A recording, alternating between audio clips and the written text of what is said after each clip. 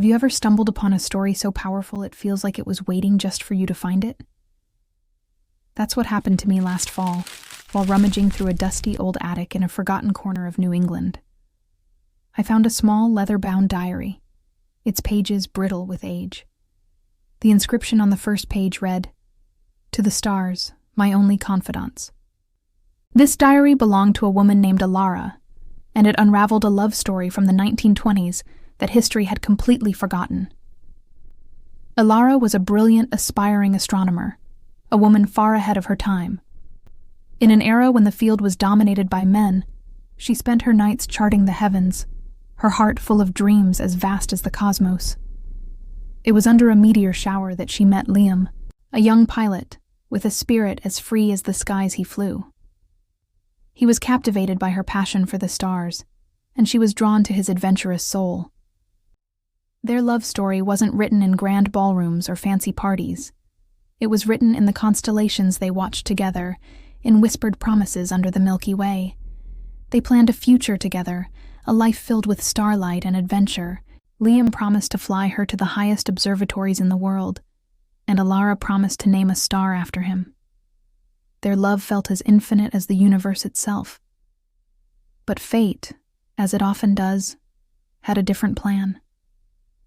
The world was on the brink of change, and a shadow was looming on the horizon that neither of them could foresee. The stock market crash of 1929 didn't just steal fortunes, it stole futures. Liam's family lost everything overnight. He had to give up his dream of flying to support them, taking on grueling work in the city, far from Elara and the open skies they both loved.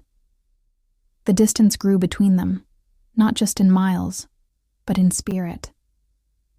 Letters became less frequent, their shared dreams replaced by the harsh reality of survival.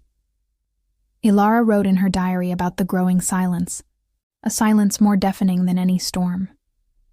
She'd look up at the night sky and feel a profound loneliness, wondering if he ever looked at the same stars and thought of her. The world they had built together was crumbling, star by star. The final entry in the diary is dated just a few years later. It's smudged, as if by tears. Elara wrote about seeing Liam one last time, by chance, on a crowded city street. He looked older, worn down by life's struggles. They barely spoke. The vibrant pilot she had fallen in love with was gone, replaced by a stranger with haunted eyes. She never saw him again. She never named a star after him. Instead, she whispered her forgotten love story to the constellations, the only witnesses to a love that was meant to be epic, but was tragically lost to time and circumstance. I closed the diary, my heart aching for Elara and Liam. Their story is a poignant reminder that some of the greatest loves aren't the ones that end with a happily ever after, but the ones that burn brightly, even for a short time, and leave an eternal glow in the vast, silent universe. Thanks for listening.